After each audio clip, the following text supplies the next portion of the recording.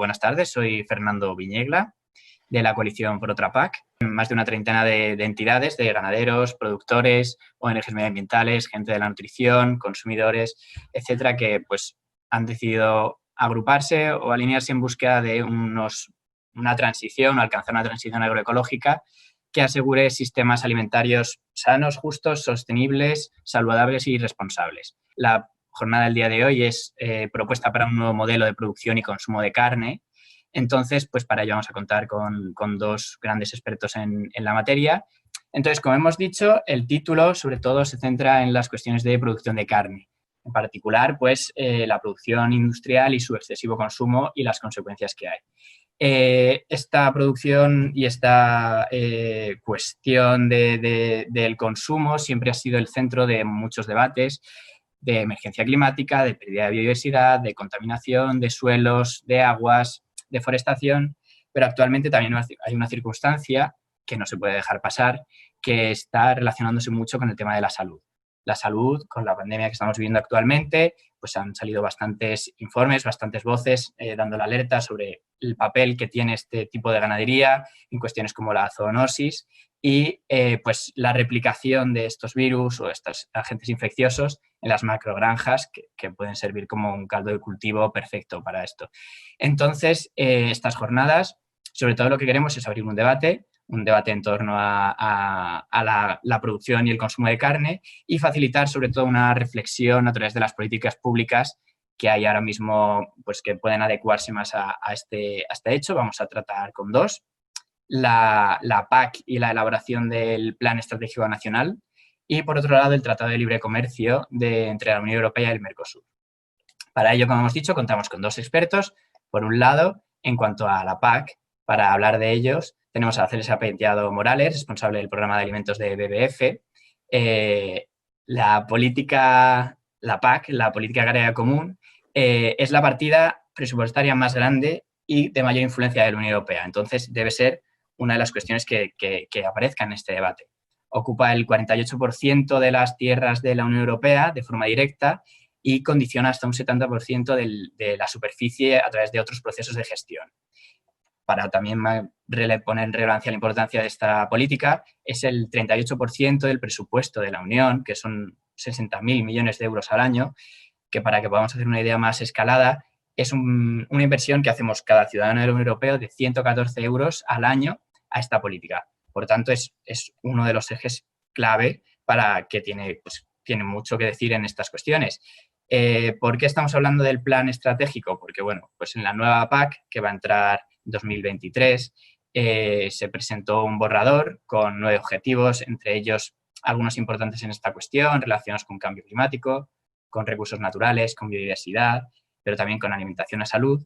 Y se está haciendo un plan para adaptar esos objetivos, esos reglamentos europeos a la realidad territorial de cada país.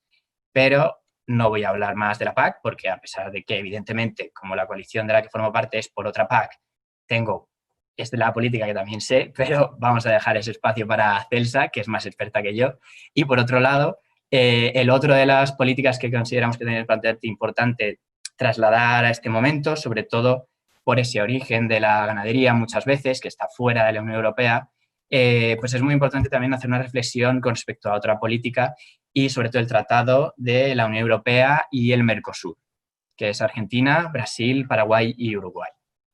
Este tratado pues aún no está aprobado porque tiene que pasar el Consejo y el Parlamento de la Unión Europea, así como tiene que estar aprobado por el resto de los Estados miembros, pero si llega a cristalizarse será el acuerdo comercial más grande aplicado en ambos bloques, pero sin embargo esto tiene un coste muy elevado también en cuestiones, no solamente para las personas y los habitantes de dichos continentes, sino también para el planeta.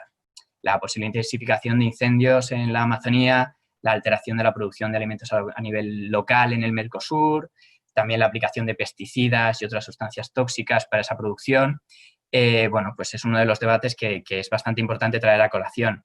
Entonces, para hablar de este tratado, contamos con Andrés Muñoz Rico, que es el responsable de soberanía alimentaria de Amigos de la Tierra. Y nada, ya les voy a dar paso a ellos, pero antes no quisiera pasar la oportunidad de mencionar que además estas políticas están ahora mismo por el momento temporal que tenemos, si este webinar hubiera sido hace 2 semanas, no lo podríamos decir, pero la semana pasada, el miércoles, se presentó las estrategias europeas de la granja a la mesa y de biodiversidad, donde se plantearon objetivos muy ambiciosos, pero todo lo relacionado con la producción y el consumo de carne no se abordó o no se mostraron a lo mejor los esfuerzos que se esperaban. Entonces, bueno, pues es una de las cuestiones que es bastante también importante contextualizar en este momento. Por último, recordar que, bueno, desde Amigos de la Tierra, en su página web, están lanzando una petición online. Pondremos ahora el link por el chat para pues, demandar a la Unión Europea una PAC, por un lado, que también apoye esa ganadería extensiva y que dé una moratoria a la ganadería industrial, y eso también aplicarlo al propio tratado. Así que, sin más dilación, recuerdo otra vez la estructura. Tendremos 2 ponencias. Primero hablará Celsa Peiteado y luego Andrés, de media hora cada uno. Podéis trasladar vuestras preguntas a través del chat, que las iremos atendiendo al final. Y muchas gracias y disculpad por el comienzo de la introducción un poquito confusa. Así que, sin más, pues voy a dar paso a Celsa Peiteado. Buenas tardes, muchas gracias. Bueno, pues quería agradecer en primer lugar a las compañeras y compañeros de Amigos de la Tierra el haber contado con nosotros para presentar nuestro trabajo y nuestras propuestas sobre cómo debe ser la futura política agraria común para apoyar, como dice bien el eslogan de esta campaña que están organizando, menos carne, mejor carne. En este caso, apoyo a la producción ganadera extensiva. Y también quería agradecer a Fernando la introducción que ha hecho, aunque me ha hecho unos cuantos spoilers, sobre la importancia de la PAC y por qué trabajamos no solo desde WWF, Amigos de la Tierra, Osea Overlife, entre otros, sino en la coalición por otra PAC, en la que ya como él avanza hay muchos otros interesados, desde productores, productoras, ganaderos, ganaderas, hasta expertos en nutrición o en consumo, para cambiar esta política agraria común. Voy a empezar a compartir entonces la presentación. Y quería también agradecer en este caso a mi compañero Pablo Uribe Larrea y a Blanca Casares Guillén, que me han ayudado a preparar estas propuestas. Vamos allá, otra PAC para la ganadería extensiva. ¿Por qué necesitamos cambiar la política agraria común? ¿Qué está fallando? Pues como nos adelantaba Fernando, en realidad necesitamos trabajar con la política agraria común porque es una política que condiciona cómo se gestiona hasta el 80% del territorio de la Unión Europea. Cómo los agricultores, las ganaderas utilizan el agua, el suelo y moldean los paisajes, pero también es una política que, por supuesto, moldea los alimentos que nos encontramos cada día en nuestro plato. Es una política eminentemente agraria, pero llega hasta nuestros hogares. Es la política de mayor presupuesto de la Unión Europea, aunque durante las progresivas reformas se le ha ido bajando, en la actualidad acapara hasta en torno a un 39, casi el 40% del presupuesto de la Unión Europea, y es de la que se suele tirar de manera más periódica para cuando se quieren cumplir objetivos ambientales, como por ejemplo la Directiva Marco de Agua o las directivas de biodiversidad, y no hay presupuesto porque las políticas ambientales apenas lo tienen, pues se intenta ir alineando la política agraria común con estos objetivos más allá de los propiamente de producción de alimentos. Y es una política importante porque a pesar de las numerosas reformas, la PAC cada 7 años está en proceso de reforma en profundidad, no se han alcanzado los objetivos para los que se ha diseñado, que en primer lugar es de asegurar un abastecimiento de alimentos sanos a la población europea, asegurar que haya vida en nuestros pueblos y asegurar que estos objetivos ambientales que ya os adelantaba, proteger el suelo, el agua, la biodiversidad, pues se consiga con este cambio en la forma en la que producimos alimentos. No se han alcanzado porque si echamos un vistazo, por ejemplo, a cómo en nuestro país están nuestros ríos y acuíferos, en muchos casos contaminados por nitratos de la ganadería intensiva, pues vemos que los objetivos ambientales no se alcanzan con la actual política agraria común. Pero tampoco se alcanzan otros de relevancia, como por ejemplo el conseguir el relevo generacional en nuestros campos. Cada vez hay menos jóvenes que se interesan por incorporarse a la actividad agrícola o ganadera, y la edad media de nuestros agricultores y agricultoras en España es muy avanzada, muy preocupante. Tampoco se han alcanzado los objetivos de asegurar una renta digna, especialmente para aquellos agricultores y agricultoras que apuestan por un modelo de producción sostenible de alimentos. Lo importante, como también nos avanzaba Fernando, es tener claro que ahora tenemos una oportunidad para cambiar la política agraria común. Se está diseñando lo que debe ser la PAC más allá de 2020 y aunque al final se pondrá en marcha en 2022-2023, el esfuerzo lo necesitamos hacer ahora porque condicionará cómo será la PAC durante los próximos 7 años. Y cuando hablamos de qué relación hay entre la política agraria común y la ganadería, me gustaría recalcar 2 aspectos que me vienen a la mente. El primero es que es una relación poco transparente. En realidad es bastante complicado saber qué tipos de ayudas recibe la ganadería, sobre todo la ganadería industrial vía política agraria común. Porque aunque muchas veces se dice que la ganadería de porcino o la avícola no reciben ayudas de la PAC, esto no es cierto. La PAC no solo tiene ayudas directas para que los ganaderos produzcan alimentos, en este caso son ayudas que suelen ir al sector ganadero extensivo, sino que también tiene otras ayudas para modernizar las explotaciones, para inversiones en las fincas, para apoyar el consumo, por ejemplo, de leche en las escuelas en la Unión Europea, que se pagan con la política agraria común. Y gran parte de estos fondos revierten en la ganadería intensiva. Por ejemplo, para que nos hagamos una idea, la política agraria común cada año cuenta con más de unos 4.000 millones de euros que van destinados a apoyar determinadas producciones que se consideran clave para la Unión Europea y 3.000 millones de estos 4.000 se destinan a ganadería. Pero en ese saco va la ganadería industrial y la ganadería extensiva. Y esta es otra de las cosas que es importante señalar, que no está claro, no se diferencia claramente cuando una ayuda va a un determinado modelo, el extensivo, el de los rebaños en el campo, que bien gestionados produce muchos bienes públicos que no pagamos cuando vamos a comprar ese tipo de producto al mercado, o cuando va a la ganadería industrial con los impactos que tiene no solo sobre nuestros ecosistemas, sino sobre nuestra propia salud. Por tanto, transparencia y diferenciación es lo que necesitamos para la futura PAC. La política agraria común, muchos de los que estaréis conectados lo conoceréis, pero permitidme que haga esta pequeña introducción.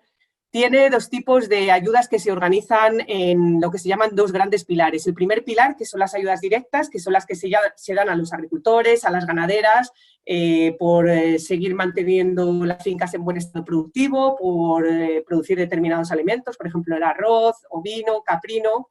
Ese es el pilar 1, el pilar de las ayudas directas, y es el que acapara el 75% del presupuesto de toda la PAC. Es la cabeza del león. Y luego hay un segundo pilar, que es el pilar de desarrollo rural, que tiene las medidas más interesantes, con las que se apoya a la ganadería ecológica, a la gestión sostenible de los pastos, tiene ayudas también como los enfoques líder para revitalizar y dinamizar la vida en los territorios rurales. Y este pilar 2 de desarrollo rural solo se queda con un 25% del presupuesto de toda la PAC. Y además, cuando hay recortes, que ya os he ido avanzando, que en cada periodo de programación, cuando se rediseña la PAC, se le va bajando el presupuesto, los mayores recortes se los lleva desafortunadamente este pilar 2 de desarrollo rural. Ahora vamos a hacer un pequeño recorrido por las cosas que están fallando en la actual PAC, tanto del pilar 1, sobre todo el pilar 1 por tiempo, y qué cosas trabajamos para que la futura PAC se resuelva y ofrezca un apoyo y una renta digna a los agricultores, a las ganaderas que apuestan por estas producciones sostenibles, extensivas, que son las que realmente deberíamos apoyar con dinero público. En primer lugar, están las ayudas directas. Las ayudas directas son los pagos que reciben los agricultores, las ganaderas, simplemente por tener sus fincas en buen estado productivo. Estas ayudas ya no están vinculadas a la producción, sino que se calculan en España en función de lo que, por ejemplo, una ganadera produjo del año 2000 al 2003, en base a lo que se llaman referencias históricas. ¿Cuál es el problema? Que como se basan en este modelo histórico, benefician más a las explotaciones que eran más intensivas. Estas ayudas directas benefician más al regadío que al secano, benefician más a las grandes explotaciones porque al tener más superficie acumulan más ayudas y además están en un modelo muy poco equitativo de distribución que hace que muchas de ellas se concentren en grandes ciudades, que es donde están los propietarios de las grandes explotaciones. Para que os hagáis una idea, ahora mismo en España, un pastor, un ganadero extensivo que tenga su finca en la zona de La Vera, en Extremadura, estaría recibiendo de estas ayudas directas unos 60 euros por hectárea, por hectárea de pastos. Y en cambio, un agricultor que tenga su finca al lado, que la tenga en regadío, en este caso estamos hablando además de cultivo de tabaco, está recibiendo una ayuda de 1.430 euros por hectárea. Entonces aquí ya veis que hay una primera disparidad en la forma en la que se distribuyen las ayudas, de forma que se sigue beneficiando un modelo industrializado de producción y a las grandes explotaciones frente a las fincas agroecológicas de agricultura y ganadería familiar más vinculadas al territorio. Y luego, el otro problema que nos trajo la PAC de 2014 a 2020, la que tenemos aún en marcha, es el problema de la superficie admisible, lo que se vino a llamar el coeficiente de admisibilidad de pastos. Como se habían detectado en varias auditorías por parte de la Comisión Europea que había grandes fincas que estaban declarando como superficie con derecho a ayuda, superficie en la que en realidad no había ganado, eran superficies puras y duras forestales, pues intentó evitar esas triquiñuelas, ese fraude. Y lo que se propuso era aplicar un coeficiente de admisibilidad de pastos. Este coeficiente lo que buscaba, en teoría, era que las ayudas se otorgasen, en el caso de las superficies ganaderas, a las zonas realmente pastadas. El caso es que se diseñó con una mentalidad del centro y el norte de Europa, en la que solo cuando piensan en superficies pastadas, en superficies pastables, en pastos, piensan en superficies herbáceas. Y esto, en realidad, para cualquiera que tengáis en mente la imagen de dónde pastan los rebaños del Mediterráneo, no es la situación predominante en nuestra ganadería extensiva mediterránea. Este coeficiente de admisibilidad de pastos lo que hacía era descontar la superficie que ocupaban los árboles y los arbustos dentro de las fincas y las retiraba de derecho a la ayuda. Entonces tenemos aquí una primera gran incoherencia. Primero, que no se considera que la ganadería puede alimentarse de los árboles y los arbustos, o sea, se tiene una visión más de pastos herbáceos como este, que por cierto es en Doñana, que también los tenemos, y se olvida que aquí en la zona del Mediterráneo, una de las principales producciones ganaderas extensivas, se alimenta del producto de las encinas. O se le olvida que en las zonas de la cornisa cantábrica las vacas pastan por lo que son bosques y que, por ejemplo, las cabras son grandes especialistas en aprovechar, ramonear árboles, arbustos y todo lo que se les ponga por delante. Entonces, la aplicación de este coeficiente lo que hacía era retirar de la superficie con derecho a ayudas, como comentaba, la superficie que ocupan los árboles y los arbustos. Entonces, por un lado estamos penalizando a aquellos ganaderos que han conservado en sus fincas estos elementos que son importantes para alimentar el ganado, pero también para la biodiversidad. Y mientras tenemos, por ejemplo, ayudas del Pilar 2 de Desarrollo Rural que pagan por recuperar precisamente estos árboles y estos arbustos que estamos perdiendo. Así que hay un choque entre las ayudas del primer pilar y del segundo pilar. Para que os hagáis una idea, si puede clarificar un poco lo que supone la aplicación, lo que supuso, por ejemplo, la aplicación real de este coeficiente de admisibilidad de pastos en una finca real en la zona de Extremadura. Una finca que contaba con 60 merinas de cabeza negra, como las que podéis ver en la imagen. Además, es una raza autóctona en peligro de extinción, porque, por desgracia, nosotros no solo estamos perdiendo flora y fauna salvaje, estamos perdiendo también cultivos y razas locales. Pues esta es una raza en extinción. Este ganadero contaba con 60 merinas que además estaban en producción ecológica y completaba su rebaño con 100 cabras durante todo el año, pastaban conjuntamente las ovejas y las cabras, y luego metía algunas vacas en verano. Este ganadero tenía una superficie pastada real de 500 hectáreas y cuando se le descontó de la superficie con derecho a ayudas, la superficie que ocupaban los árboles que veis en la imagen, se le quedó una superficie con derecho a ayudas de 4,75 hectáreas. Esta es una situación real que se transmitió a través de la plataforma de ganadería extensiva y este ganadero lo que hizo fue traspasar la finca. No solo por la PAC, evidentemente, sino por otros problemas que tiene el sector, como la burocracia, la falta de precios justos, pero esto fue como la vuelta de tuerca que llevó a este profesional a abandonar una actividad que es valiosa no solo desde el punto de vista de producción de alimentos de alta calidad, sino también de fijar empleo y población en el medio rural. Tenemos entonces unas ayudas directas que benefician más a los cultivos más intensivos frente a los pastos. Tenemos además que a los ganaderos extensivos se les descuenta de la superficie con derecho a ayudas la que ocupan los árboles y los arbustos en sus fincas. Y luego también están estos pagos acoplados de los que os hablaba al principio, que se dan solo a determinados tipos de producciones y que en España beneficia más a la ganadería intensiva que a la extensiva. Recibe más una vaca nodriza, una vaca lechera, que un ovino caprino de carne. Entonces, son los tres principales elementos que habría que cambiar en la futura política agraria común.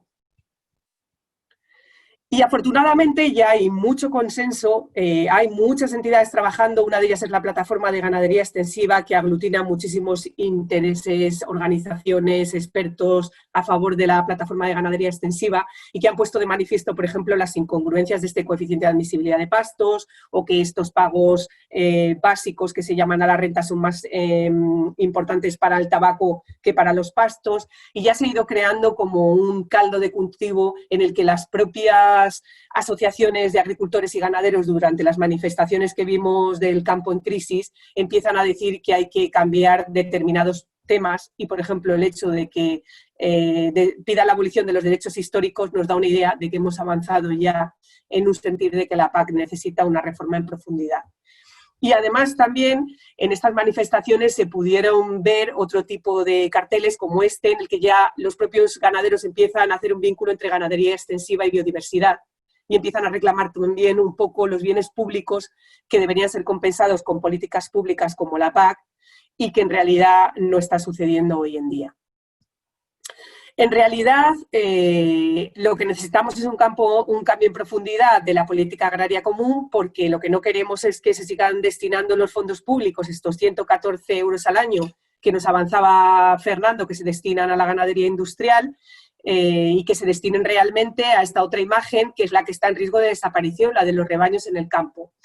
Y gracias a una campaña en la que participamos numerosas organizaciones ambientales, pero también sociales, en 2018, cuando hubo una consulta de la Unión Europea sobre cómo debería ser la futura PAC, 250.000 europeos y europeas firmamos diciendo que no queríamos que el campo se convirtiese en una fábrica y que queríamos una nueva política agraria, alimentaria y territorial común, que mantuviese esta renta digna para los profesionales que apuestan por las producciones sostenibles, pero que también se nos tuviese en cuenta a los consumidores que estamos en el otro eslabón de la cadena.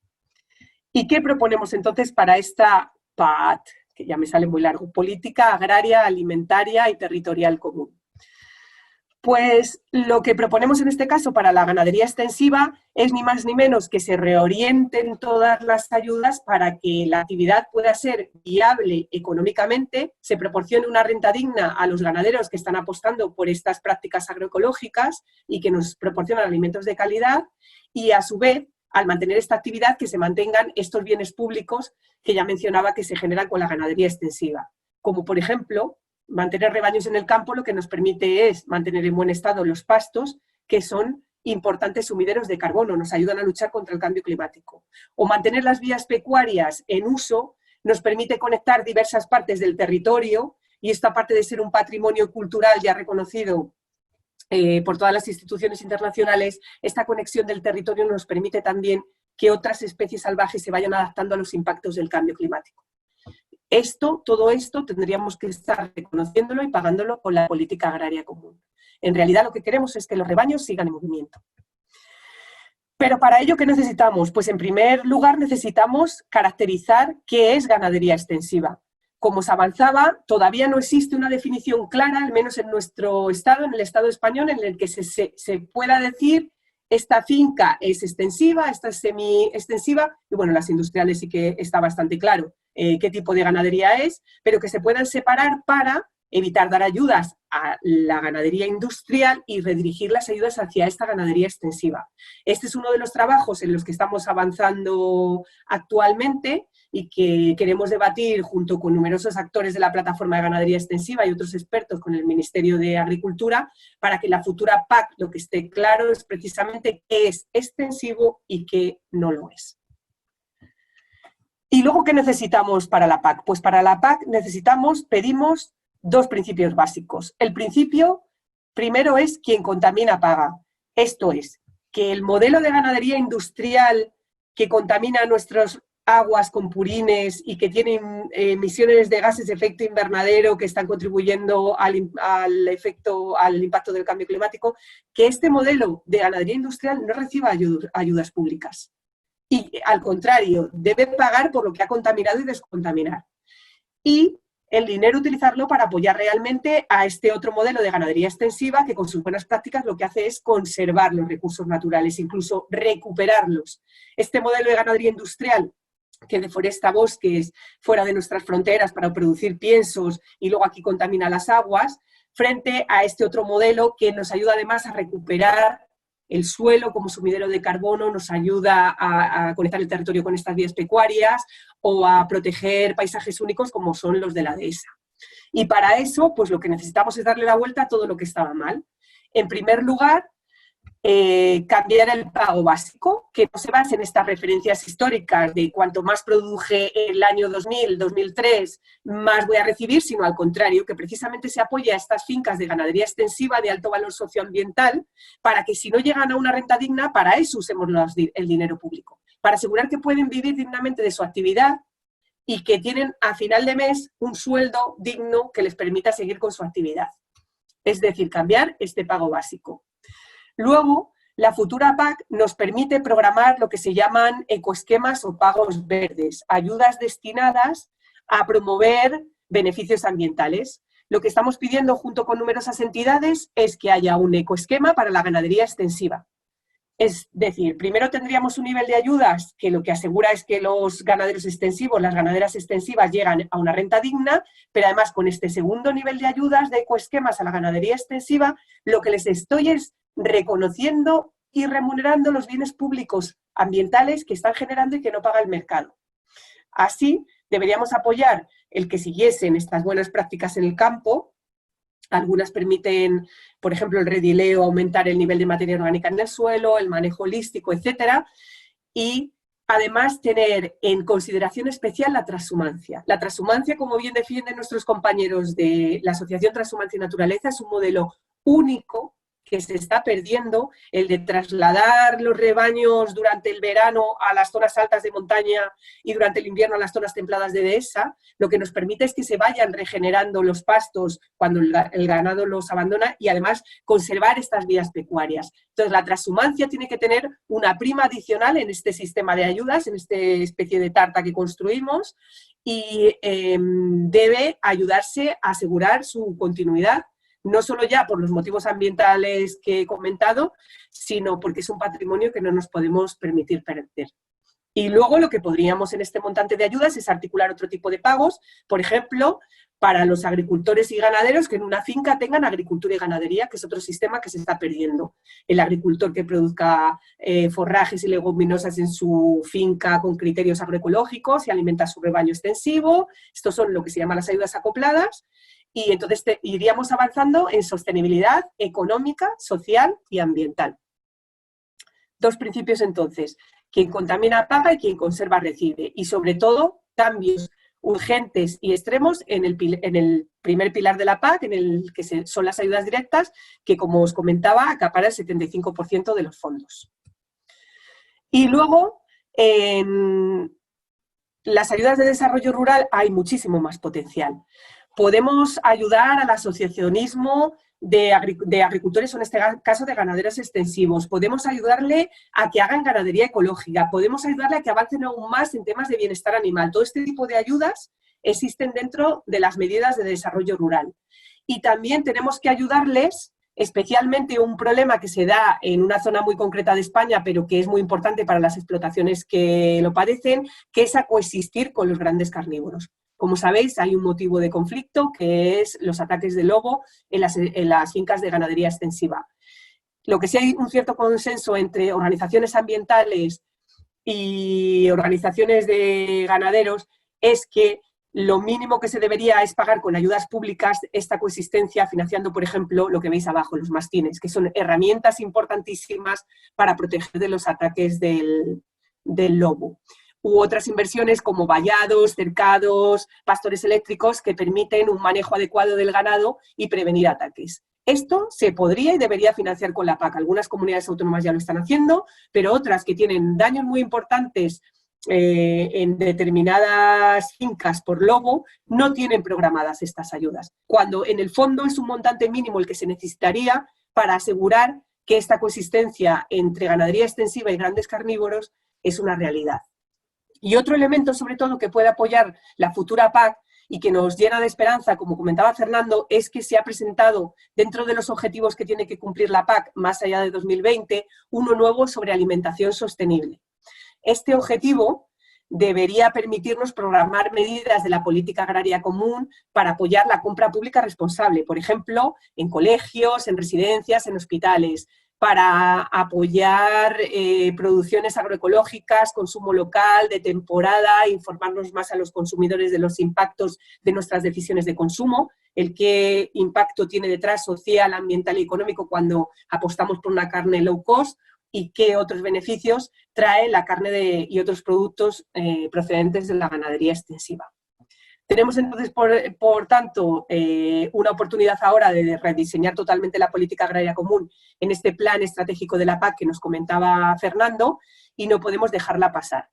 Pero para terminar me vais a dejar recordar algunos elementos que ya también algunos avanzaba Fernando sobre qué otras herramientas más allá de la PAC deberíamos utilizar, políticas públicas sobre todo, para avanzar en este modelo de menos carne, mejor carne.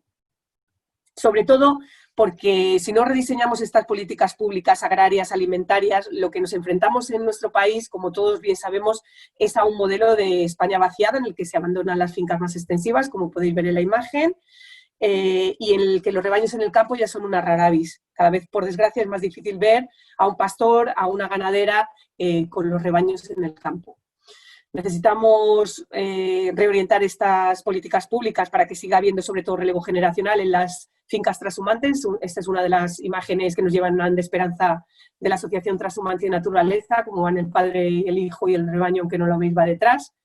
Y para que se sigan protegiendo pues, paisajes únicos, no solo por la alta biodiversidad que albergan como las dehesas, sino, como decía, por un manejo en el que árboles, ganado, personas coexistían durante miles de años y que ahora mismo se está perdiendo.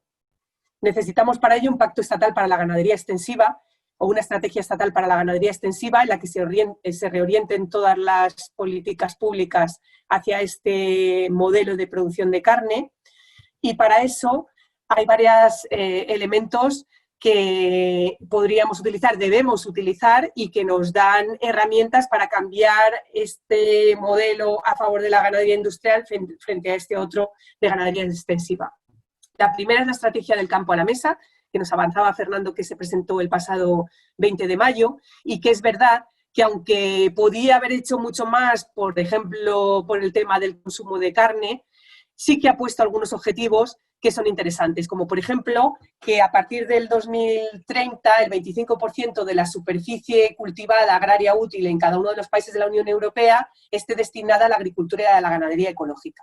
En nuestro país no llegamos al 10% de SAU y somos uno de los principales países en cuanto a producción ecológica, pero tenemos un alto potencial para conseguir ese 25%.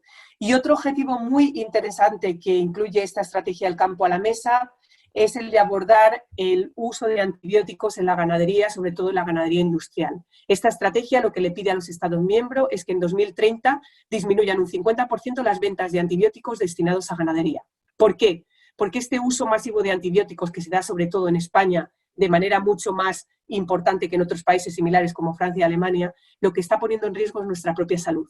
Estamos promoviendo resistencias a los fármacos, bacterias resistentes a los fármacos, bacterias multiresistentes, que el día que necesitamos utilizar los antibióticos, si tenemos una infección por este tipo de bacterias, todo se complica mucho más. Entonces necesitamos abordar este tema de la resistencia antibacteriana, es un problema de salud pública emergente y la estrategia del campo a la mesa ya incluye esta obligación de limitar el uso, la venta de los antibióticos para ganadería. Otras estrategias que se presentaron el otro día sería la de biodiversidad. También sabéis que estamos comprometidos con el cambio climático y que aquí hay que diferenciar entre el modelo industrial de producción de carne y el modelo extensivo, no es lo mismo. Y también estamos comprometidos con los Objetivos de Desarrollo Sostenible, como país miembro de la Unión Europea, en el que se pretende una alimentación sana y justa para toda la población. Y un concepto emergente que me gustaría ya para finalizar traer hoy al debate, que es el de One Health o salud o salud global, salud única. Por desgracia, hoy en día, con lo que estamos viviendo, ha saltado a los medios de comunicación. Nuestra salud ya no depende solo de cómo nos alimentemos nosotros y cómo nos cuidemos nosotros como personas, que es importante. Nuestra salud también depende de los animales domésticos y salvajes con los que convivimos y del medio ambiente que nos rodea. Tenemos que trabajar de manera multidisciplinar con este concepto de salud única, de salud global, para que todas las políticas, en este caso alimentarias, agrarias, que es lo que nos ocupa, se rediseñen bajo este paradigma. No podemos pretender vivir sanos en un planeta enfermo. No podemos frenar pandemias si continuamos deforestando los bosques y otros ecosistemas valiosos que son nuestro cinturón de seguridad, nuestra vacuna frente a las enfermedades. Entonces, este concepto emergente tiene que impregnar todas las políticas públicas y en especial las agrícolas, las ganaderas y las de alimentación. Para finalizar, solo me queda decir algo que todos y todas los que estamos aquí sabemos, que todo esto no se puede hacer una sola entidad, una sola organización. Lo tenemos que seguir haciendo en alianza, como ya llevamos muchos años trabajando. Ya he mencionado a la Plataforma para la Ganadería Extensiva y el Pastoralismo. Está la Alianza Ibérica por la Dehesa y el Montado Vivo. Está Por Otra PAC, que os animo a que os metáis en la página web y aunque que pronto va a estar online, ya podéis ver prioridades y documentos que hemos hecho como coalición. Y sobre todo, quiero traer aquí y agradecer a los movimientos vecinales, las plataformas contra la ganadería intensiva, que por fin han puesto sobre la mesa esta importancia de me preocupo por mí, pero también me preocupo por mi pueblo, me preocupo porque los ríos, porque el agua que bebo, porque la naturaleza que me rodea está en buen estado y sin los cuales no hubiésemos podido avanzar en esta, sobre todo, comunicación y puesta delante de toda la sociedad de los impactos de la ganadería industrial frente a los rebaños en el campo. Muchísimas gracias a todos y a todas por seguir ahí, espero que hayáis seguido ahí y quedamos a vuestra disposición para el debate y sobre todo aprender. Gracias. Bueno, pues muchísimas gracias, Celsa. La verdad es que ha sido una intervención estupenda.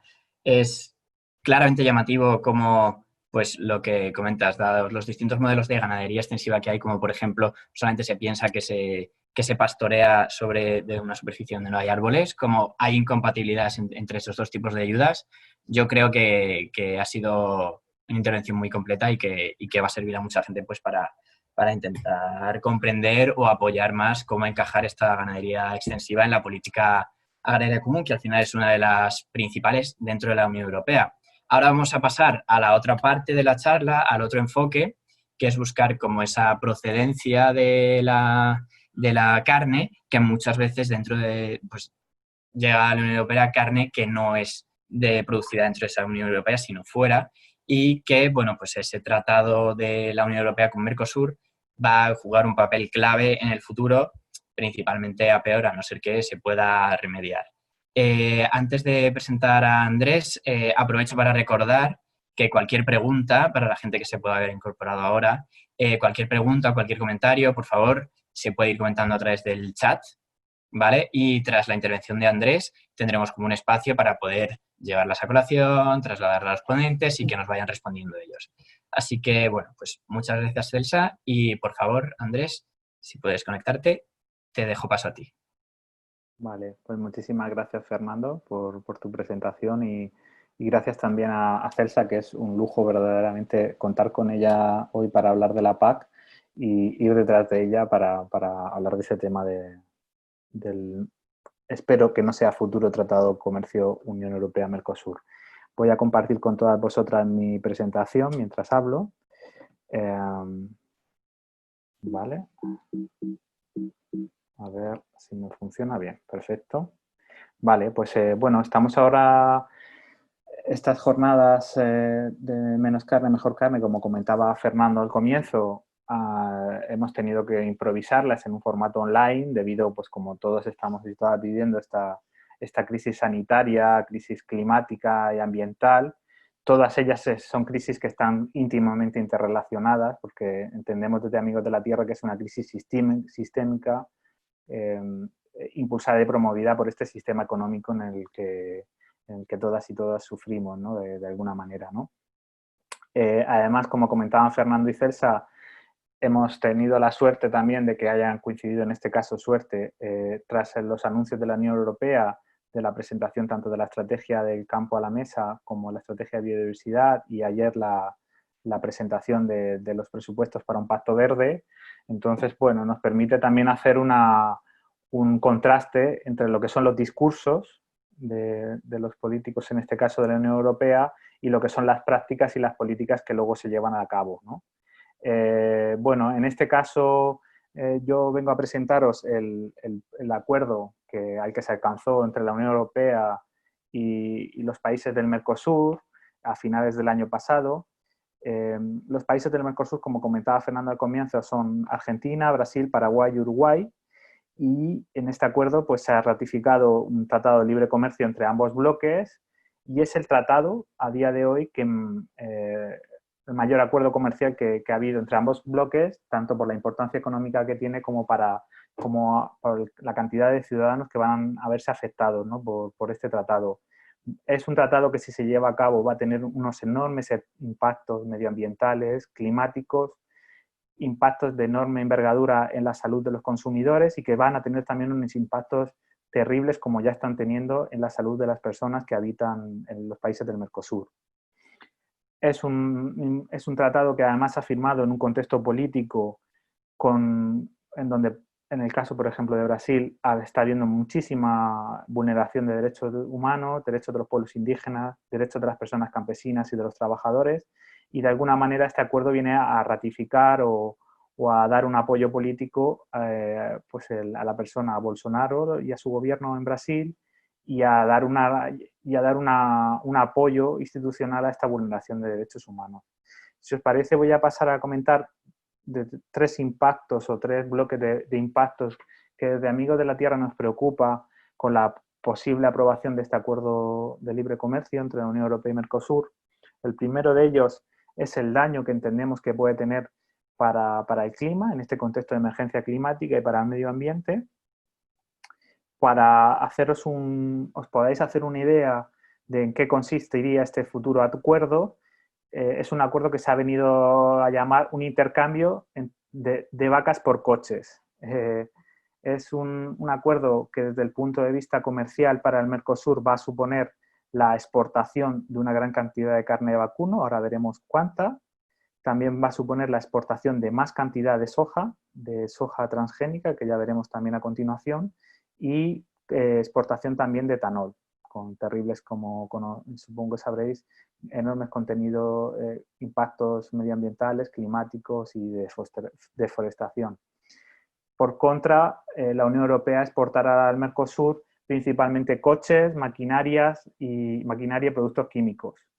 En este contexto de intereses geopolíticos, pues es un acuerdo nuevamente que beneficia a los países y a las industrias del norte de Europa, en este caso la francesa e industria alemana, en detrimento de los intereses de los ganaderos y ganaderas y de los países del sur de la Unión Europea. Y ahora veremos por qué. Pues bien, según estimaciones en este caso de Crane, en un informe que publicó también hace unos poquitos meses, este tratado comercial va a suponer el incremento del comercio, de la exportación por parte del Mercosur a la Unión Europea, un incremento del 50% de la carne de res. Supondrá también un incremento del 55% de la carne de aves, un enorme aumento del etanol, como podéis ver, del arroz y de la soja, ¿vale? Y también de azúcar de caña. Por contra, la Unión Europea exportará a la zona de Mercosur, en concreto en productos alimentarios, pues mantequilla y queso y leche desnatada y fórmula infantil. Pues bien, este comercio entre zonas comerciales, según Crane, supondrá un aumento del impacto en las emisiones de gases de efecto invernadero y en este caso la estimación que ellos han hecho es que pasaremos de unos 25 millones de toneladas de dióxido de carbono, que es el impacto comercial que tiene actualmente el comercio entre la Unión Europea y Mercosur, pasaremos a unos 34 millones de toneladas. Esto es sin contar el intercambio comercial con la soja y la mantequilla, puesto que en estos acuerdos comerciales, de momento, no se ha establecido una cuota de intercambio, con lo cual, a día de hoy, todavía es difícil estimar el impacto global. El impacto climático, por supuesto, será mucho mayor, puesto que en estos cálculos tampoco se ha estimado la exportación de la Unión Europea a la zona de Mercosur, de, como decía, la fabricación y exportación de coches, maquinaria, etcétera, etcétera. ¿De dónde vendrían esos aumentos de las emisiones climáticas de productos agrarios? Pues como veis, principalmente vendrá del aumento de la exportación de carne de vacuno en un 82%. También tendrán un impacto el aumento de la carne de ave, el etanol y el queso y la leche en polvo, en este caso exportada a la zona de Mercosur. Para que os hagáis una idea, para cuantificar ese aumento de emisiones de millones de toneladas de dióxido de carbono anuales, pues el aumento del 8,7% de este Tratado de Libre Comercio, como digo, solo restringiendo al cálculo de estos productos, supondría equivalente a las emisiones anuales de una ciudad como Lisboa, Córdoba, un poquito más, o en torno a las emisiones de una ciudad como Belo Horizonte, un poquito menos que las emisiones de la ciudad de Bruselas. Bien, esto es uno solo de los impactos que tendría el Tratado de Libre Comercio. Como digo, no solo tendría impactos climáticos, sino también tendría impactos en el medio ambiente y en la deforestación. Se van a exportar carne de vacuno y carne de ave de Mercosur a la Unión Europea, pero no solo eso, se va a exportar gran cantidad de soja. No sé si sabéis que la zona del Mercosur recibe también otro nombre, que es el de la República Tóxica de la Soja. Este monocultivo tiene enormes impactos medioambientales, sociales y de salud. Aquí veis un mapa que han elaborado los compañeros y compañeras de, entre otras organizaciones del Sur Global Grain, donde han hecho un mapeo de todos los conflictos sociales, medioambientales y de salud asociadas al monocultivo de la soja. Como este tema daría para una sesión monográfica, no voy a profundizar en ellos, pero solo para que tengáis una idea de algunos de esos impactos, sepáis que el cultivo de soja tiene asociados el uso de una gran cantidad de agrotóxicos, ¿vale? Brasil y Argentina son unos grandes consumidores de estos agrotóxicos. El más famoso de ellos es el glifosato, pero además de este producto se utilizan cientos de otros agrotóxicos más, ¿no? Para que os hagáis una idea, la superficie en la que se utilizan estos productos en Brasil, Argentina, Paraguay, Bolivia o Uruguay sería el equivalente a la superficie de Francia, Bélgica, Luxemburgo, Suiza, Eslovenia e Italia en su conjunto. Además, esta utilización de productos tiene unos enormes efectos sobre la salud de las personas. Este es un problema de salud pública de primer nivel en muchos países como en Brasil y Argentina, donde la presencia de estos pesticidas, ahora los veremos, muchos de ellos prohibidos en la Unión Europea, son de uso, su presencia es muy habitual en el agua e incluso en la sangre de las personas. Además, la producción de soja y la ganadería asociada a esta es el origen de innumerables incendios como los que acontecieron el verano pasado en el Amazonas, y la exportación tanto de la carne como de la soja agravará, si se aprobara este nuevo tratado, agravará este impacto en deforestación en esta zona. Otro de los impactos o de los efectos que tendría la aprobación de este nuevo tratado es lo que hemos llamado comida tóxica en nuestro plato.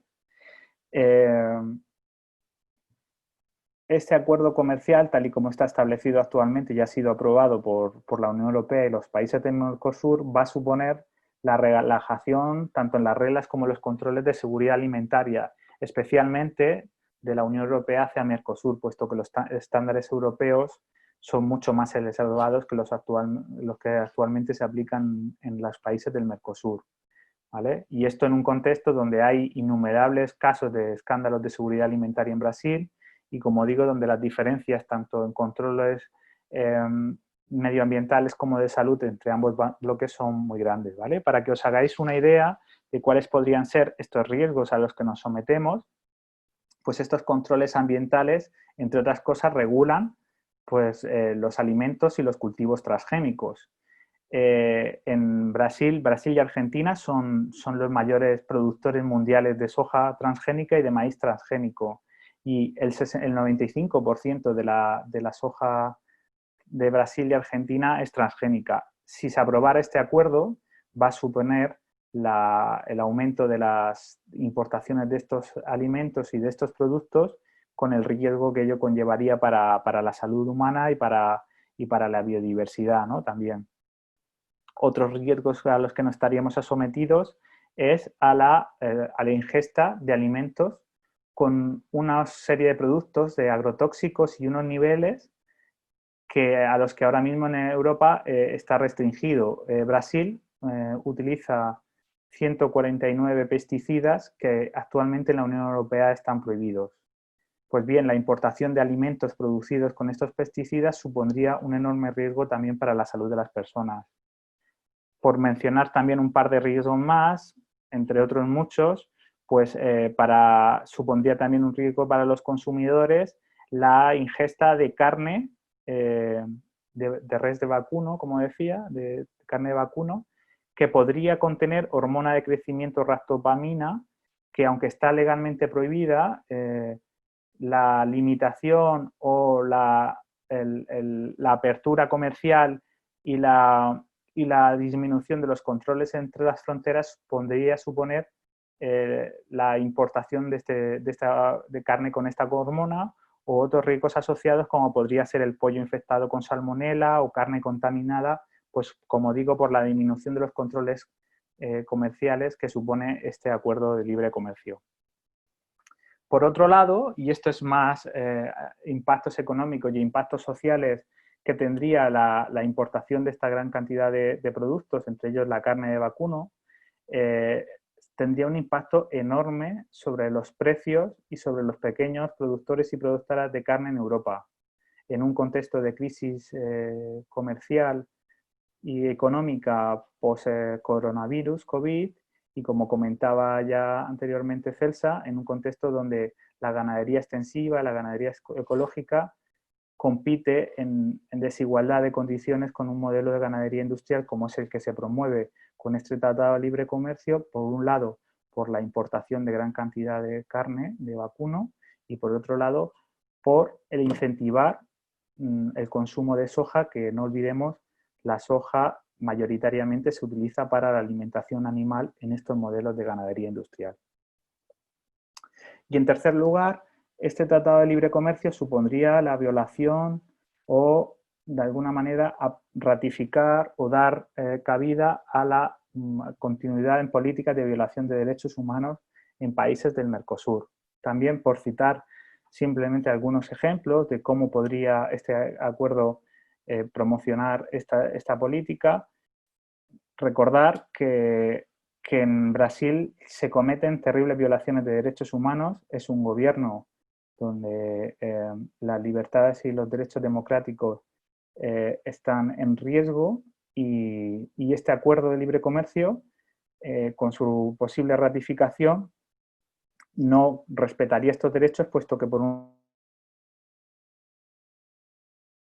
se les puede exigir a los países del Mercosur que con sus políticas comerciales respeten estos derechos humanos, tanto de poblaciones indígenas como de poblaciones campesinas o defensores y defensoras de derechos humanos. También, por mencionaros algunos datos que son relevantes, recordar que entre el año 2009 y el año 2018 en Brasil murieron 363 activistas medioambientales y personas defensoras de la tierra. Otro dato también, en Brasil es habitual que tengan impunidad lo que se ha venido a llamar las mafias de la selva, que son grupos de personas que funcionan o que actúan en torno a la tala ilegal de árboles y al acaparamiento de tierras, que actúan con total impunidad, incluso en casos de asesinato, en un contexto, como digo, de impunidad política, como el que sucede en Brasil. Y por otro lado, este tratado tampoco reconocería los derechos laborales de los campesinos y campesinas, ganaderos y ganaderas cuya actividad se regula en este tratado, puesto que tampoco se reconoce de una manera explícita. Brasil, por recordar también, no ha ratificado el convenio de la Organización Internacional del Trabajo de 1948, donde, entre otras cosas, se reconoce el derecho a la libertad sindical y la protección del derecho de sindicación. Como veis, y comenzaba al principio en mi presentación, es curioso ver los discursos de los escuchados ayer en la presentación del Pacto Verde y la semana anterior en la estrategia de campo a la mesa y de la estrategia de biodiversidad, la contradicción entre los discursos y las políticas, ¿no? Puesto que desde Amigos de la Tierra vemos que este Tratado de Libre Comercio entra en colisión con lo argumentado en estas presentaciones. Ya por resumir e ir terminando mi presentación, para que tengáis una idea de cuáles serían estos impactos, pues en el coste real del acuerdo entre la Unión Europea y Mercosur, como digo, va a aumentar la exportación de la Unión Europea al Mercosur de coches y maquinaria, aumentará el tráfico transoceánico con los enormes impactos medioambientales y climáticos que ello tendrá, y aumentará la exportación de carne de vacuno, soja, azúcar de caña y el etanol que se produce con ella. Tendrá enormes efectos sobre la contaminación del aire, en la reducción de los estándares de los productos genéticamente modificados, en los pesticidas, impactos en deforestación, posible apropiación de tierras, contaminación de suelo y aguas, y a efectos de los ciudadanos y ciudadanas de la Unión Europea estaremos expuestos a enormes riesgos asociados a la ingesta de los productos con los que se comercia en este tratado. Aumentará el calentamiento global, de nuevo pérdida de biodiversidad, que no olvidemos es una de las principales causas de esta crisis sanitaria, y de nuevo también las pequeñas ganaderos, ganaderas y agricultores y agricultoras se verán perjudicadas por estos intereses superiores de la industria, en este caso, por ejemplo, por mencionar de la industria del coches y la maquinaria, ¿no?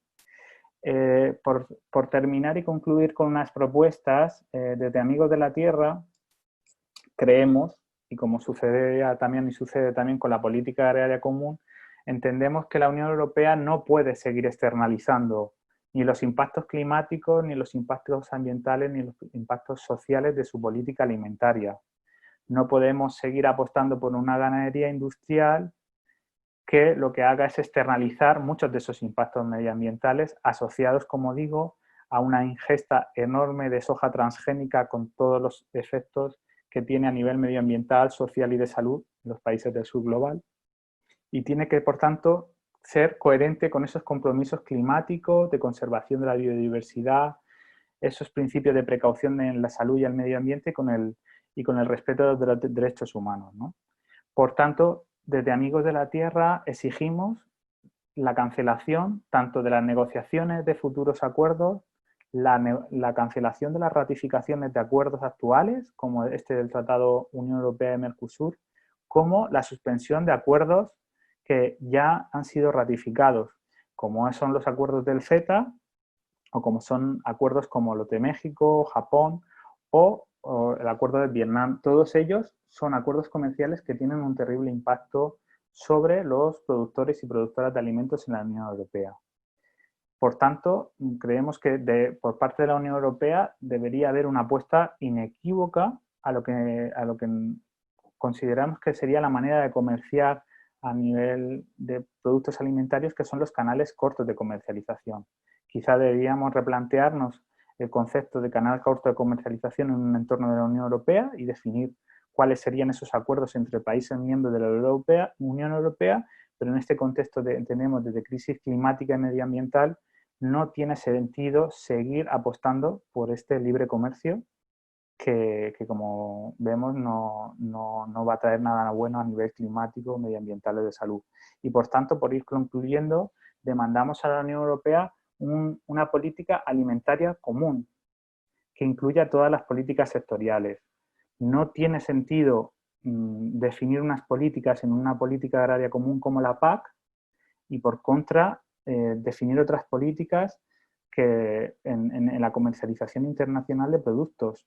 Tienen que ser unas políticas coherentes e integradas y todas ellas apostar hacia una transición del sistema alimentario que apueste decididamente por la soberanía alimentaria de los pueblos, por la agroecología, como mencionaba Celsa en su presentación, y por una salud planetaria, como defendía también Celsa en su presentación, que creemos que es más necesario que nunca en estos momentos de crisis sanitaria y sistémica. Y sin más, termino y doy paso también para que pueda llevarse a cabo el debate y surjan preguntas y comentarios interesantes por el chat. A ver si sé quitar la presentación. Muchas gracias, Andrés. La verdad es que es sorprendente cómo puede haber el conflicto entre lo que decimos y luego que a la vez por detrás estén haciendo este tipo de tratados. O sea, no puedes estar fomentando e intentando dar esa imagen de liderar el cambio desde Europa cuando además se están abriendo estos tratados que es externalizar los costes, como bien has explicado. Entonces, bueno, pues muchas gracias por tu intervención. Me parece que ha sido muy completa, muy instructiva y al final es eso. O sea, cuanto más informados estemos los consumidores, los ciudadanos, tendremos más capacidad para demandar y para exigir cambios, para conocer de dónde viene la comida que comemos o que compramos, qué impactos tiene, no solamente en nuestra salud, sino, como habéis dicho, también en el medio ambiente, en la salud de los demás, en el clima. Creo que, pues, vuestras dos charlas han sido una gran información para todos los consumidores y para todas las personas. Entonces, abrimos ahora un espacio para que podáis trasladar vuestras preguntas a través del chat. Damos un pequeño tiempo para que vayan apareciendo más. Mientras tanto, quería lanzaros un poco a los dos, que es el choque tan llamativo entre las dos políticas, es decir, cómo desde la PAC se intenta decir que pues, la promoción de la ganadería de aquí, se dan algunas ayudas, se intenta hacer ese apoyo. ¿Qué papel tienen las externalidades o las importaciones dentro de la PAC? Y desde el otro lado, ¿cómo creéis que la PAC debería haber estado reflejado dentro de este tratado de libre comercio? Porque al final, si tú también estás quitando aranceles a lo que venga de fuera, estás yendo en contra de esa promoción de lo que tenemos en Europa. Entonces, simplemente, ¿cómo veis a lo mejor la visión o creéis que debería haber más interrelación entre estas dos políticas que habéis expresado?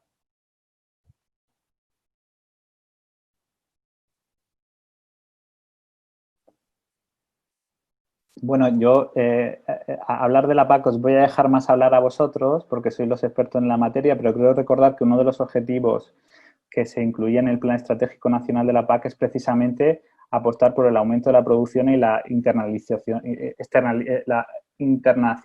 del comercio, ¿no? O sea, la Unión Europea es uno de los grandes exportadores, ¿no? Generando un dumping también a nivel económico con muchos países del sur global que se ven en desagravio comercial a la hora de poder exportar también productos, ¿no? Entonces, a nosotros nos parece que es enormemente incongruente en un contexto en el que ya sabemos cuál es la crisis climática y medioambiental a la que nos enfrentamos, que por parte de la Unión Europea se siga incentivando, por un lado, la exportación de productos alimentarios y agrarios a países del sur global, lo que supone la aniquilación de la actividad económica para muchos pequeños y pequeñas campesinos y ganaderos y ganaderas, y por otro lado, de nuevo, impulsar la importación de alimentos, en este caso de carne de vacuno o de soja transgénica a la Unión Europea, con el enorme impacto que va a tener para los pequeños productores aquí también en la Unión Europea y, de nuevo, incentivar un modelo claramente de ganadería industrial. Lo que se está haciendo es financiar y subvencionar la importación de soja transgénica que va derivada al consumo en la ganadería industrial. Entonces, para mí, a mi modo de ver, a nuestro modo de ver, es enormemente incongruente. Bueno, gracias, Andrés, por tu presentación. Me ha encantado y es un tema que no controlo apenas, entonces me has puesto al día con todo, con todo el Mercosur. Estoy de acuerdo además en todo lo que has dicho y sobre todo en una cosa que no sé si comentabas tú, Fernando, que se aprueba la estrategia del campo a la mesa con objetivos de disminuir el 50% el uso de antibióticos, 25% de superficie de la Unión Europea dedicada a la producción ecológica. Y luego por detrás tenemos la PAC, que como también bien señalabas, Andrés, en el plan estratégico español se habla mucho de exportación, fomentar la exportación, internacionalización de los alimentos de España y estos tratados que se firman de aquella manera, porque yo creo que en la PAC todavía tenemos algo más de capacidad de por lo menos influir o participar, pero en estos tratados ya se nos escapa. Y entonces tienes un bonito marco, una bonita estrategia del cambio a la mesa, pero las políticas que realmente lo sustentan, que tienen fondos o los tratados como en este caso la PAC o los tratados del Mercosur, van en la dirección contraria. De hecho, aunque solo sea por lógica del país en el que estamos, un país mediterráneo, es que no podemos competir en producción, no podemos competir en cantidad, no podemos competir a costa de seguir contaminando un recurso tan escaso como el que tenemos aquí, que es el agua, sino que tenemos que ir a calidad, a productos de calidad. Se está viendo ahora cómo se ha apostado muchísimo por el porcino blanco, las exportaciones a China, y ahora China ya lo están produciendo ellos. Entonces, a ver, tenemos en crisis un sector, tendremos que destinar fondos públicos, probablemente se destinarán para salvar un sector con impacto sobre el medio ambiente, pero también sobre nuestra salud, y eso en el fondo suele salir de la PAC o de ayudas nacionales, pero sale de dinero público siempre, por modelos suicidas, yo creo. Solo por matizar, por suerte tenemos posibilidad de incidir en la aprobación de los tratados de libre comercio porque muchos de ellos requieren la aprobación de los parlamentos nacionales, ¿no? Y ya vimos, por ejemplo, como el tratado del CETA finalmente fue aprobado, pero estuvo en riesgo de no aprobarse por la aprobación, en este caso, del Parlamento Valón en Bélgica, que lo frenó y lo matizó, aunque finalmente se aprobó.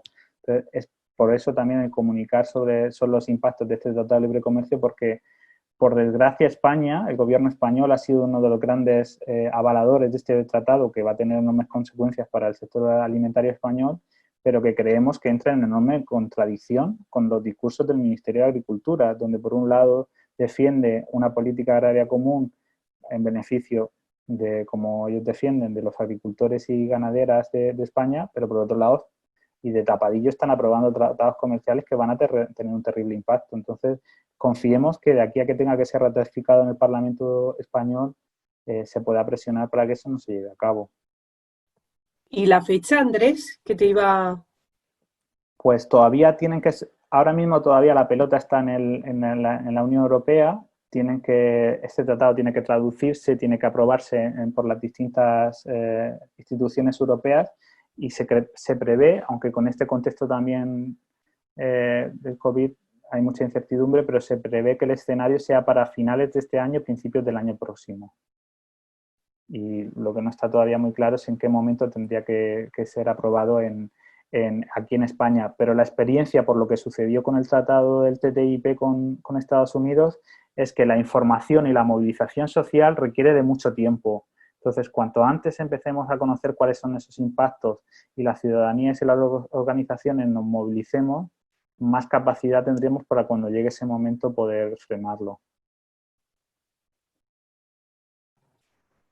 Estupendo, muchas gracias a los dos. Hay una pregunta en el chat de Blanca Segoviano. Antes simplemente voy a leer también una contribución que ha hecho Concha Salguero, porque va unido como a este hilo, no es ninguna pregunta. Entonces, pues lo aportamos y luego os traslado la pregunta. Concha comenta que también es importante distinguir entre, pues, lo que estáis comentando, la retórica de la Unión Europea y luego lo que se firma en la práctica, ya que en muchas ocasiones es lo contrario, y que esto se une como a la hiperregulación, a la complejidad, que es compleja de seguir, de entender, y al final hace que esto, pues por ejemplo, lo que estáis comentando, Farm to Fork y el Tratado del Mercosur sean incompatibles. Entonces es muy importante la labor y resaltar la labor que pues estáis haciendo de ir atando cabos, de poner en manifiesto en la sociedad civil, porque al final, como habéis comentado, es quien tiene una potestad de poder cambiar las cosas. Así que, bueno, pues gracias por el comentario, y paso a leer la pregunta de Blanca. Está más enfocada, creo que, a Andrés, porque pregunta más cómo poder incluir estas externalidades dentro de la mente, especialmente del consumidor. Comenta si a lo mejor podría ser a través del precio final, a través de la educación, cómo poder hacer, según comenta ella, para que al final esos canales cortos de comercialización sean los más lógicos dentro de la cabeza de los consumidores. Bueno, esto en verdad va un poquito para los dos. Empezamos por Andrés, si no te importa, y luego Celsa. Ojalá tuviera la respuesta a esta pregunta. No sé si igual luego Celsa seguro que la tiene mejor que yo, pero justamente este tema ha surgido también en la jornada de esta mañana que hemos tenido sobre beneficios de la ganadería ecológica y extensiva con Carmelo García Romero de SEAE, donde precisamente siempre con la ganadería ecológica y extensiva se pone en valor el enorme precio que tiene frente a los productos de ganadería industrial, ¿no? Y en este debate que ha surgido esta mañana y que me ha parecido muy interesante e ilustrativo, se ha puesto en valor también estas enormes externalidades que ha comentado César en su presentación, estas externalidades medioambientales y de climáticas y de salud que el modelo de ganadería industrial tiene y que no se reflejan en el precio, ¿no? Actualmente el modelo de que quien contamina paga no se está poniendo en la práctica, de tal manera que al final los productores y productoras en ecológico están repercutiendo unos precios de producción donde al final el consumidor acaba pagando por un precio que, al contrario de lo que pudiera parecer, de lo que debiera ser, está pagando unos productos que no tienen externalidades medioambientales frente a otros productos como los derivados de la agricultura, de la ganadería industrial, donde esas externalidades no se reflejan en el precio. No solo esos productores no tienen ayuda de las políticas públicas, sino que además están en desventaja en ese mercado competitivo por el precio. ¿Cómo hacer llegar eso al consumidor? Pues la educación es fundamental, pero lo que tiene que ser es que el precio del producto refleje los costes que tiene esa producción. Y por otro lado, como planteaba Celsa, las políticas públicas tienen que ir destinadas hacia el modelo que entendemos que es el que tiene que ser, que es el ecológico. Y el otro, que no reciba y que los costes que tengan el precio refleje esos costes totales de esa producción de alimentos. Estoy totalmente de acuerdo contigo, Andrés. En realidad, ahora mismo pagamos 3 veces por los alimentos. Pagamos cuando vamos a por ellos al supermercado, pagamos con la PAC que apoya estas producciones industriales y luego pagamos cuando hay que, por ejemplo, descontaminar o recuperar un acuífero, un humedal, con nuestros impuestos, esos fondos públicos que se utilizan para revertir este daño ambiental, o nuestros impuestos cuando van a salud pública, que se destina una ingente cantidad del presupuesto de la salud pública para revertir daños por una mala alimentación. Entonces, lo que tiene precisamente es lo que decías tú, reflejar en el producto el precio real, internalizar esos costes. Y a mí, si algo bueno puedo sacar de la crisis del COVID, es que nos ha hecho dar cuenta a muchísimas personas que para que tuviésemos alimentos en el plato tenía que haber agricultores y ganaderas y pescadores ahí fuera siguiendo haciendo su labor, porque es verdad que estaban ya totalmente invisibilizados. Parece que los alimentos vienen del supermercado o de la tienda del barrio. Y entonces yo creo que con el COVID sí que se empezó a poner de manifiesto, mucha gente volvió a recuperar un pelín ese vínculo que estaba bastante destruido entre zona rural y zona urbana. Y luego ha habido muchas iniciativas que ojalá no se caigan de venta directa. Todos, yo creo que hemos sido todas partícipes de que ha habido problemas, por ejemplo, en el sector precisamente del ovino y caprino más extensivo, el de carne, al cerrarse el canal Horeca, el de la restauración, y ha habido llamamientos incluso desde el propio Ministerio de Agricultura diciendo que por favor se comiese este tipo de carne, y la gente, muchísimas personas se han preocupado de entrar en plataformas en las que ya estos ganaderos se habían puesto de acuerdo para vender carne de pastos directamente. Entonces, ya que hemos cogido ese impulso, venga, vamos a seguir un poquito más. Y que no tenga que venir otra crisis a recordarnos la importancia de la agricultura y la ganadería como sector estratégico, pero agroecológica, siempre agroecológica. Perfecto, muchas gracias a los dos. La verdad es que sí, es llamativo que sea importante reflejar esos costes de los productos cuando se esté haciendo, por ejemplo, ese tratado, que lo que se quiere es quitar aranceles, por ejemplo. O sea que no tiene ningún sentido. Vale, ahora David nos traslada 2 preguntas, una para Andrés y otra para Celsa. Empiezo por Andrés para darle un descanso a Celsa. Nos pregunta que cuál es el interés de España para que el gobierno haya sido uno de los principales impulsores del acuerdo con Mercosur. y deja caer también que qué sectores económicos salen beneficiados de este impulso.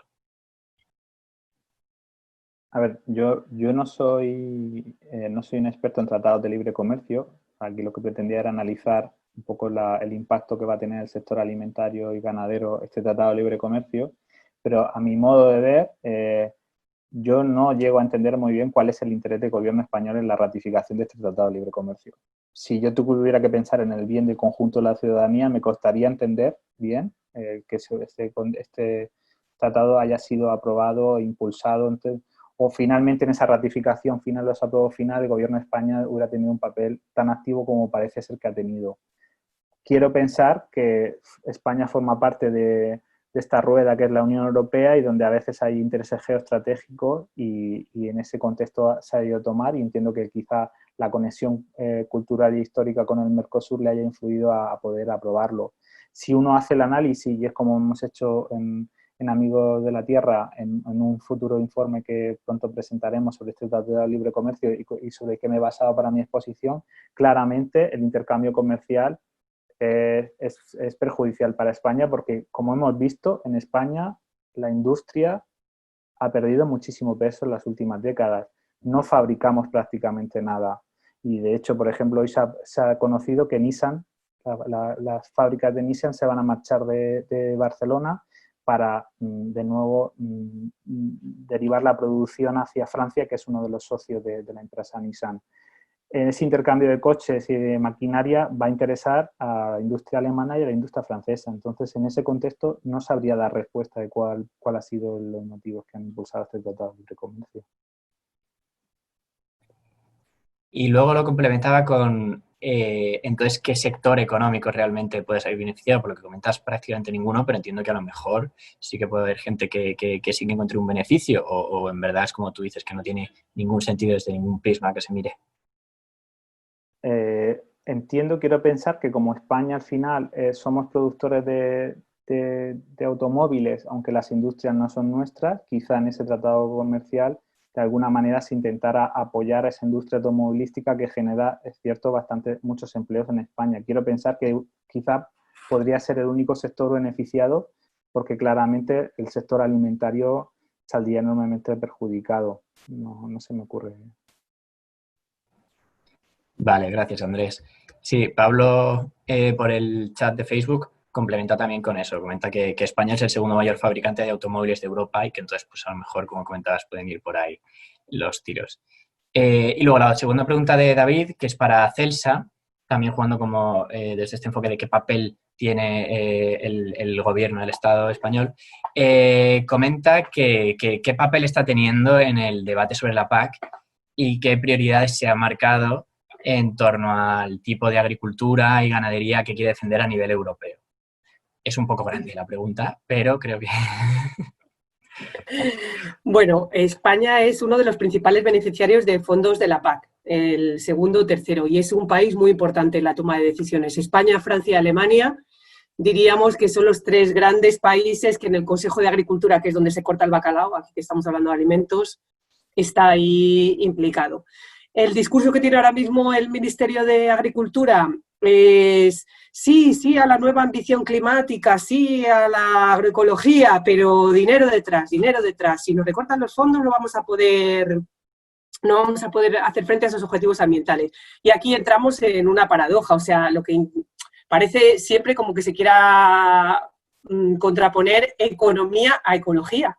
Y en realidad no es así. Para producir alimentos, para ser económicamente rentable, tú tienes que proteger los recursos naturales de los que depende la propia actividad agrícola y ganadera. Sin suelo fértil, sin clima estable, sin agua, no puedes producir alimentos. Entonces tenemos que empezar a pensar, como hacen ahora los jóvenes, en algo más así, más economía y ecología van así. Lo que están haciendo ahora en el plan estratégico de la PAC, España, bueno, pues tiene cosas interesantes. Por ejemplo, reconoce la importancia de lo que se llaman los sistemas de alto valor natural, que son estas formas de producir alimentos manteniendo retazos de vegetación, cultivos en mosaico, la propia ganadería extensiva, que son fincas en las que se producen alimentos, pero además hay una alta biodiversidad.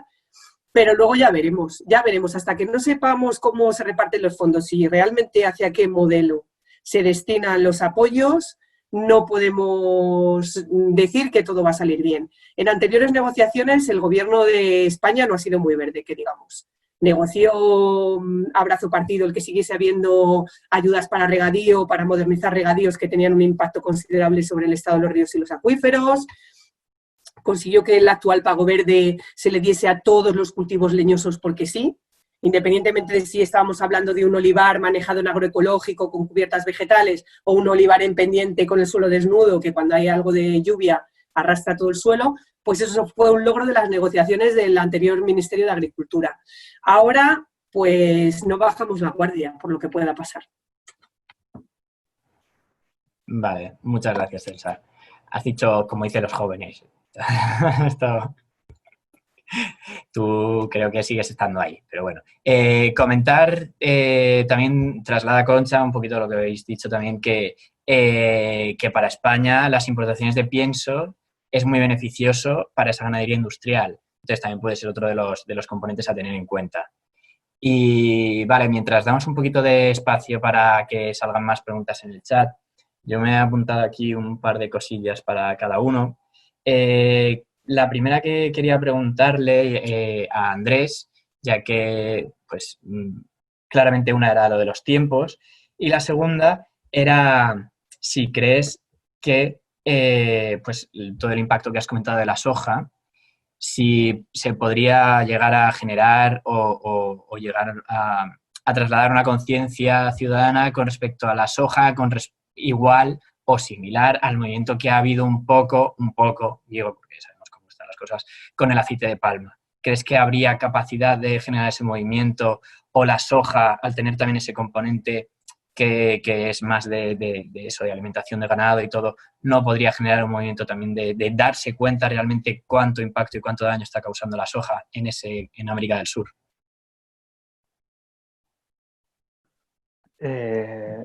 Yo creo que sí, lo que pasa es que creo que el consumo de soja, aunque cada vez más está más presente en muchos alimentos que consumimos y cada vez desde el punto de vista de la comercialización de productos se promociona más, principalmente el consumo de soja viene derivado del consumo de animal, de la soja, muy vinculado a la ganadería industrial. Entonces, de alguna manera, hasta que no seamos conscientes de que ese modelo, la producción industrial de carne está asociada a una producción industrial de soja que tiene enormes impactos, como hemos visto, principalmente en el sur global, no vamos a ser conscientes de ello. Entonces, desde Amigos de la Tierra incidimos mucho cada vez que hablamos de ganadería industrial y tenemos muy presente y comunicamos siempre mucho los impactos medioambientales y sociales que tiene la soja. Pero, de nuevo, como ese impacto lo hemos externalizado en los países del sur global, pues no nos afecta a nosotros. Sí nos afecta, como comentaba Celsa al principio, los impactos medioambientales y en el entorno de la ganadería industrial, en el caso de España principalmente el porcino industrial, y cada vez más colectivos de ciudadanos y ciudadanas, la Coordinadora Estatal en contra de la ganadería industrial está movilizando a más gente porque esos impactos sí se ven, porque hay pueblos que están que no pueden acceder al agua potable, no tienen agua potable por esa contaminación de los purines, pero esos impactos de las hojas son más invisibles, ¿no? Entonces, para nosotros es muy importante el vincularlo siempre con ese modelo de ganadería industrial. ¿Puedo añadir una cosilla?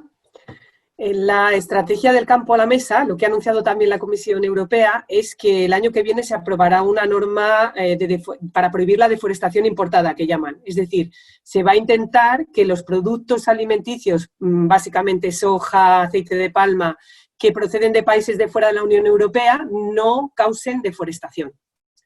Luego habrá que ver cómo queda el tema y qué es deforestación y a partir de cuándo se considera deforestación. Pero bueno, ahí hay otra oportunidad de incidencia política que se ha puesto hace poco sobre la mesa. Habrá una consulta por parte de la Comisión Europea a la ciudadanía y que es importante no perderla de vista.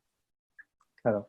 Sí, el tema también de la soja, por ampliar, también es verdad que la Unión Europea en esa política de ir disminuyendo la importación de soja, pese a que en este Tratado de Libre Comercio se aumentaría, se está fomentando la producción de soja en los países del este de la Unión Europea.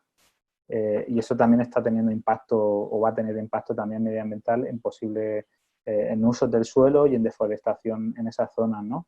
Y otra de las contradicciones, o lo veíamos también en la semana pasada en la sesión que tuvimos con Agustín del Prado sobre cómo se comunica los distintos modelos de ganadería, la ganadería extensiva y la ganadería industrial, con respecto a los impactos climáticos en estas mediciones que se hacen en los inventarios nacionales. Y una de las cuestiones que son más espinosas es que muchas de las emisiones del metano asociadas a la ganadería, o un gran porcentaje, están asociadas al consumo de pasto. Y eso hace que la ganadería extensiva en esas emisiones salga enormemente perjudicada frente al modelo de ganadería industrial, porque generalmente se alimentan más de soja o de maíz, ¿no? Entonces, hay que en ese discurso y en ese ejercicio que tenemos que tener las organizaciones, y ya digo, nos lo aplicamos nosotras, hay que explicar mucho, porque cuando entramos en ese discurso climático, al final este modelo de soja y de proteína para alimentación animal sale muy beneficiado en esas cuantificaciones de emisiones, porque en cuestión de metano tiene menos impacto que la ganadería industrial. Entonces, hay que ver en estas contradicciones a la hora de comunicarlo y cómo lo reflejamos, ¿no? También por lo que tú comentabas antes, Fernando, de cómo comunicar el impacto que tiene la soja, ¿no? Estupendo, gracias. Como has comentado ahora la charla de Agustín y antes has comentado lo de Carmelo, creo que para la gente que no las haya podido ver, está en vuestro canal de YouTube, ¿no? O las subiréis para la gente que a lo mejor pues haya visto esta y no haya visto las anteriores. Sí, están todas colgadas en nuestra cuenta de Facebook y en el canal de YouTube. Pueden verlas ahí. Vale, estupendo. Gracias. Nada. Vale, la pregunta que tenía apuntada para Celsa era relacionada con esa cuestión de la superficie de pastos, la cuestión de esos pastos con vegetación arbórea o arbustiva.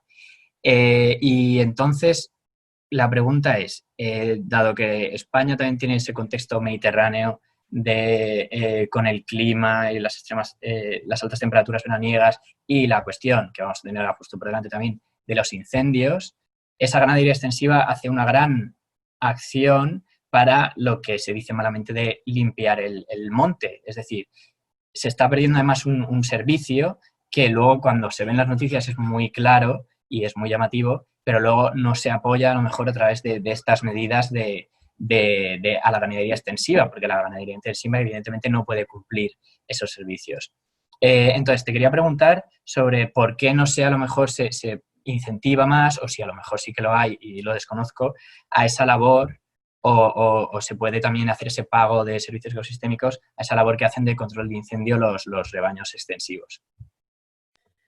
En realidad hay algunas ayudas de desarrollo rural que sí que en algunas comunidades autónomas incluso que sí que están favoreciendo la ganadería extensiva para control de incendios. Y Andalucía está la RAPTA, que tiene muchísimos años ya de recorrido, en el que se controla un poco también el riesgo de incendio con ganadería extensiva. Yo recomiendo en este caso, no sé si estarán todavía disponibles, las actas del Territorios Pastoreados 4, en el que habló el jefe de bomberos de, no sé si era la Generalitat de Cataluña o de Girona, en el que comentaba la importancia de la ganadería extensiva y que si realmente no volvíamos a volver a meter rebaños en el campo con este uso lógicamente sostenible, no sobrepastoreando, tampoco infrapastoreando, pues que la cosa estaba tan complicada que solo un incendio forestal iba a parar a otro. Y que para que nos diésemos cuenta ya de la alta materia combustible que se estaba acumulando por esta dejadez, por no solo ya el abandono de la ganadería extensiva, sino muchos usos del monte que se han perdido, pues que los trajes de protección que llevaban no servían, o sea, no permitían a los bomberos, a los agentes forestales acercarse ya, no sé si eran 10 segundos o algo así, como mucho al incendio, por la cantidad, lo más inflamable que era y la cantidad de calor que se desprendía.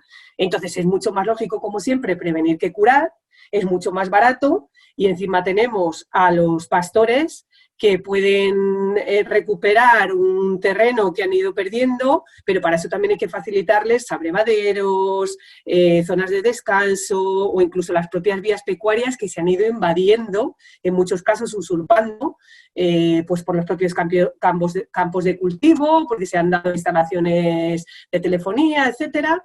Entonces hay que hacer un esfuerzo multidisciplinar para que esos rebaños puedan volver a salir a pastar.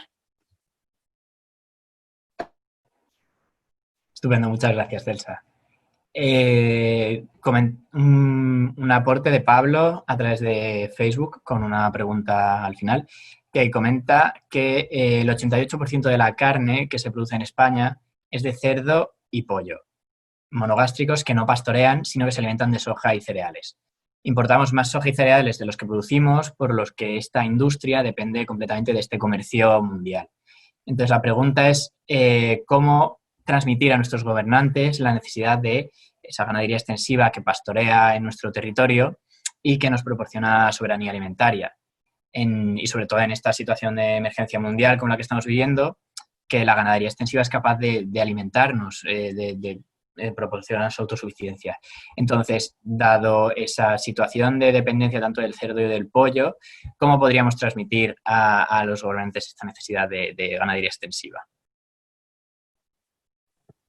Pues ahora mismo lo hemos visto muy claramente. Si se cierran las fronteras y no podemos importar pienso, materia prima para elaborar piensos para monogástricos, o nos quedamos sin la mayor producción de carne, o lo que necesitamos es que siga habiendo gente vinculada al territorio con sus rebaños que pueda seguir produciendo esta carne de calidad. Y ojo, es que uno no puede coger, no es cuestión de que te den un rebaño imaginado, yo no me hago yo a mí misma con manejar 2 perras, imaginar 2.000 ovejas. O sea que uno no se hace pastor de un día para otro, o pastora, que esto requiere mucho conocimiento, mucha práctica. Entonces el concepto aquí es soberanía alimentaria, vamos a volver a recuperar el conocimiento, el saber y sobre todo en el caso de la ganadería extensiva, que es muy complicado porque el rebaño que se vende no vuelve, ¿eh? Ese es el problema. Que una fábrica de carne te la montan y además ya la hacen como llave en mano. Tú eres inversor y te montan, te dan los animales o te dan el pienso, te lo dan todo, hasta los equipos humanos. Pero un rebaño es un tema muchísimo más complicado. Y me gustaría, y pediría a Andrés que abundase un poco en el concepto de soberanía alimentaria, que lo he soltado ahí, que lo controla mucho más, si te parece. No, en absoluto. Seguro que tú eres mejor conocedora. Yo lo tengo en el título de mi cargo, pero no soy un catedrático en la materia. No, yo por complementar, ¿cómo podríamos transmitir o hacer llegar a los políticos? Yo creo que uno de los grandes aprendizajes de esta crisis sanitaria que hemos sufrido a raíz del COVID es que la apuesta por la producción local, en todos los sentidos, no solo en la alimentaria. Las grandes cadenas de comercialización nos hacen enormemente vulnerables del exterior. Lo hemos vivido de una manera muy clara y muy evidente con la ausencia de guantes y mascarillas para el personal sanitario, para todas, y los respiradores, y creo que es un aprendizaje que ojalá lo saquemos como aprendizaje de esta crisis. El no contar con una industria que produzca estos productos nos ha hecho enormemente vulnerables, y creo que muchos países están o van a aprender para traer o para ser mucho más soberanos en la producción de productos estratégicos. Y en ese aprendizaje me gustaría pensar que, como planteaba Celsa, aprendamos a que la soberanía no solo de estos productos, sino la soberanía alimentaria, por apostar por los pequeños productores. Lo comentaba también Celsa en su exposición, el aumento desmesurado de la ganadería de porcino en España ha sido enormemente beneficiada por la peste porcina que ha habido en China en los últimos años, que ha hecho que pudiéramos exportar grandes cantidades allí. Ahora esa industria cárnica se está restableciendo y veremos cómo en los próximos años se reducirán las exportaciones de cerdo.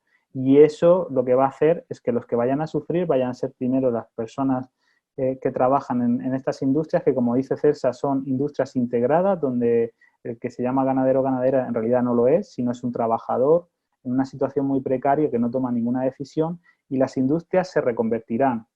Campofrío se pondrá a vender productos veganos y el Pozo fabricará otras cosas. Pero las personas que viven en el territorio y que se dedican a la actividad ganadera serán las primeras que sufrirán. Entonces, confío que los políticos tomen nota. Lo que pasa que los intereses de la industria y del lobby es muy fuerte. Y el lobby, por ejemplo, de la industria cárnica de cerdo en España es muy potente. Entonces, bueno, las capacidades que tenemos la sociedad civil de incidir ahí pues son también limitadas, ¿no? Frente a estos grandes poderes económicos. Muchas gracias a los dos.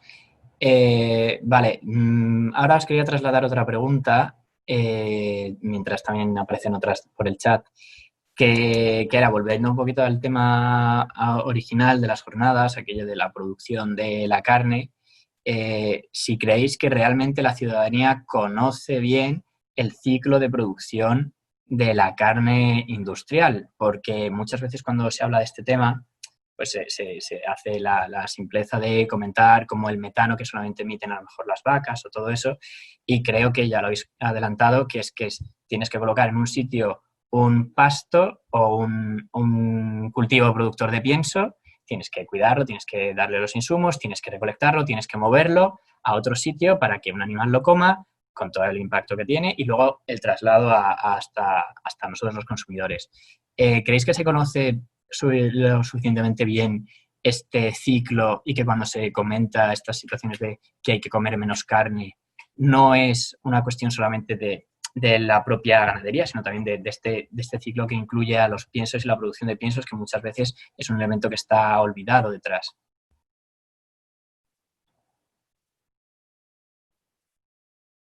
Cualquiera de los dos, no hay problema, ¿no?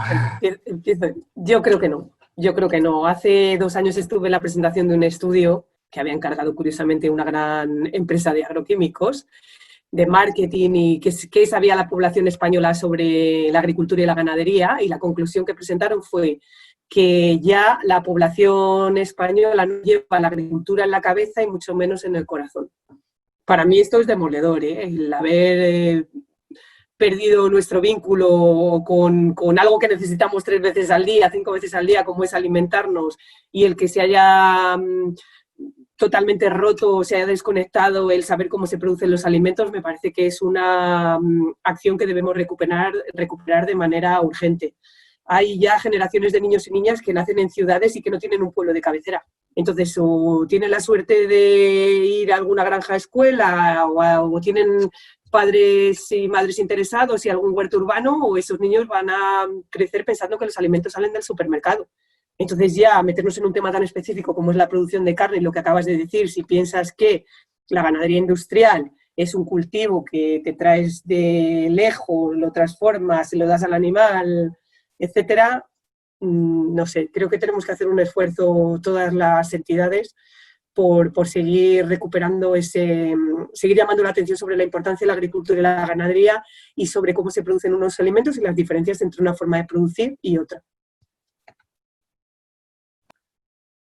Sí, yo por complementar lo que dice Celsa, uno de los objetivos por los que organizamos estas jornadas y por los que trabajamos en la campaña de Menos Carne, Mejor Carne, es precisamente por intentar explicar que no todos los modelos productivos son iguales, que sí que es verdad que en contextos como el de España hay un problema de sobreconsumo de carne, lo hemos visto en las sesiones pasadas, hemos pasado en las últimas décadas a multiplicar por muchísimos números el consumo de carne que hacían nuestros padres y nuestros abuelos, y hay que volver a un consumo similar, y hay que hacer un aumento enorme de proteína vegetal que tiene enormes beneficios para la salud y para el medio ambiente.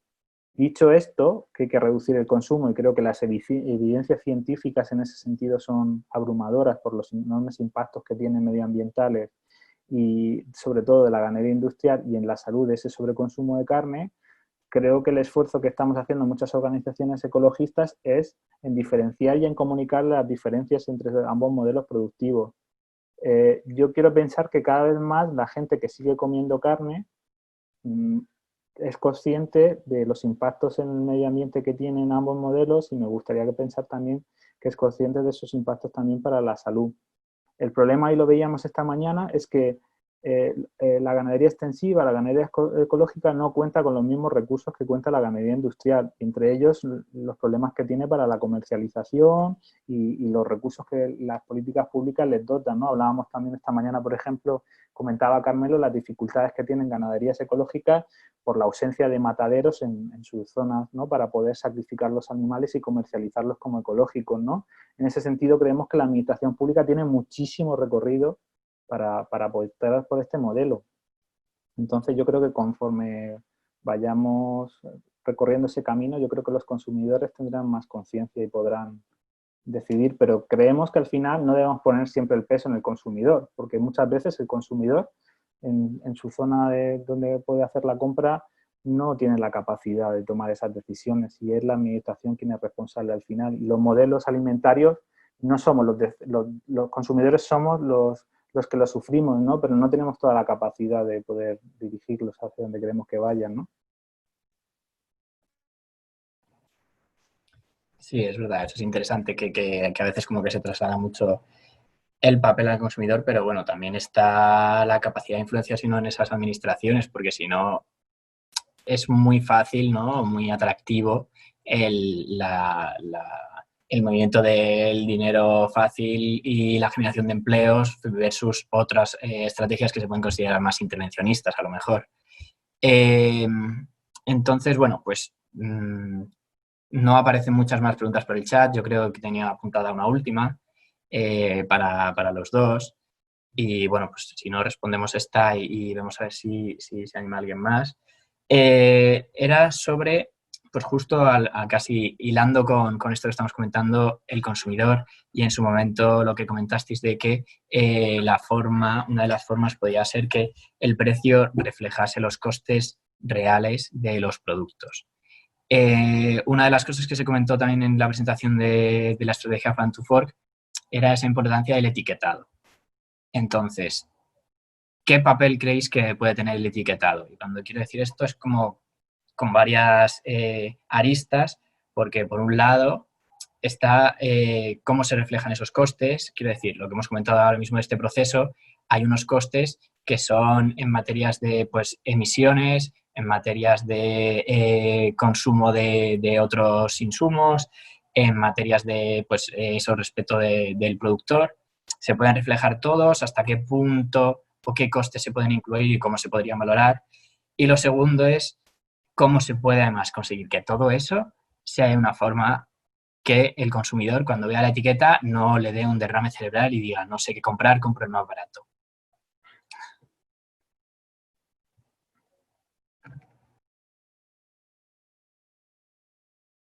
Si te quieres reír, pon el sonido, Celsa, que no te oigo. No sé, bueno, empiezo yo.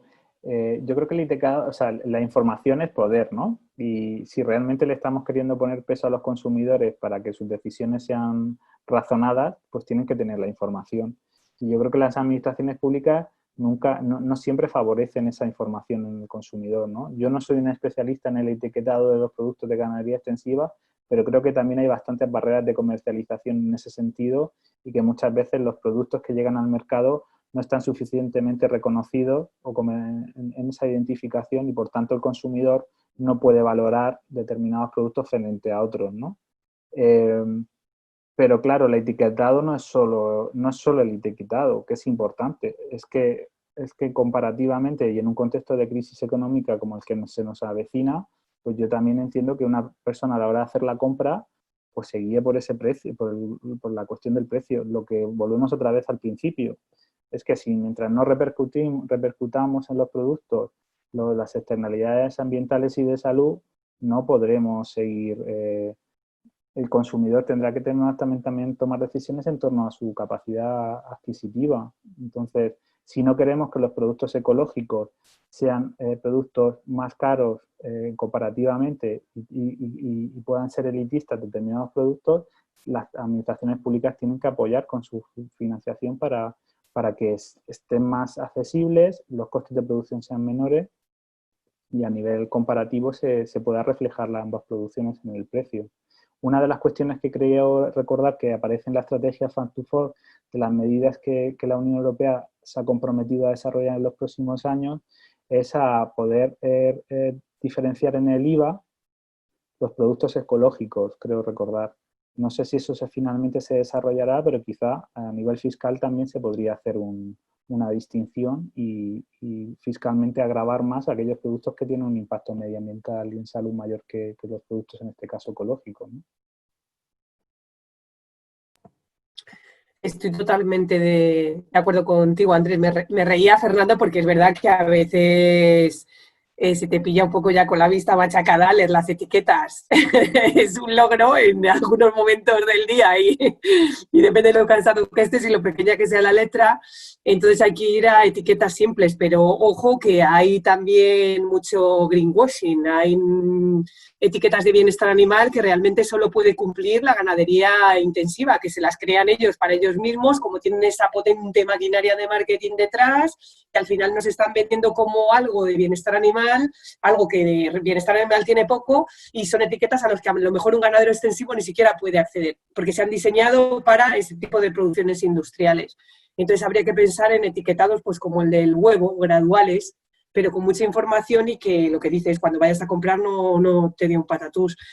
Y también, Andrés, has dicho una cosa muy interesante que a veces da mucho miedo hablar de fiscalidad, porque suena, de hecho, presentamos las Amigos de la Tierra, WWF, SEO, Ecologistas en Acción y Greenpeace, una propuesta de fiscalidad ambiental el año pasado, y lo que salió en los titulares, también muy interesado, es los ecologistas quieren subirnos los impuestos. No.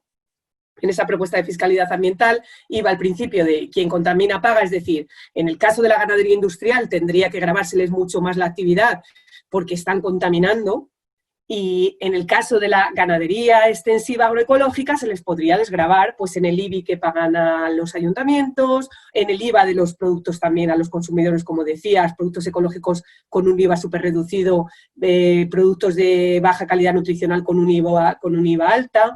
Entonces, lo de la fiscalidad es un elemento que aparece, como señaláis muy bien, en la estrategia del campo a la mesa, y que hay una propuesta que deberíamos avanzar, pero que sí, la fiscalidad ambiental al final lo que permitiría es que cuando llegas al estante a comprar en el supermercado o en tu tienda, el producto realmente industrial intensivo con altos impactos sobre la salud y sobre el medio ambiente tenga este precio, y el que está contribuyendo a proteger e incluso recuperar el buen estado de la naturaleza tenga este precio más bajo, y no pongamos esa carga adicional sobre las consumidoras, que vas a fin de mes justo y encima tienes que estar achuchado por los precios. Estupendo, muchas gracias a los dos. La verdad es que pues este tema del etiquetado también ha generado comentarios. Comenta, por ejemplo, plataforma Loporzano sin ganadería intensiva, que un ejemplo claro podría ser el código de los huevos, la codificación que se hace, que podría servir para que la gente elija en qué invierte su dinero. Pero también, al igual que comentáis vosotros, dice que son necesarias medidas por parte de la Administración para ajustar precios. A esto responde Pablo, comentando que existen cientos de etiquetas y que, pues como comentábamos, el consumidor puede estar saturado. Entonces es necesario hacer como una estandarización o una regularización del etiquetado, y que en este sentido debe ser la Administración quien aborde el tema, ya que eso de la autoetiquetado, la autorregulación, lo que has comentado del greenwashing, al final lo hacen ellos y se lo marcan ellos mismos, no hay ese órgano de revisión.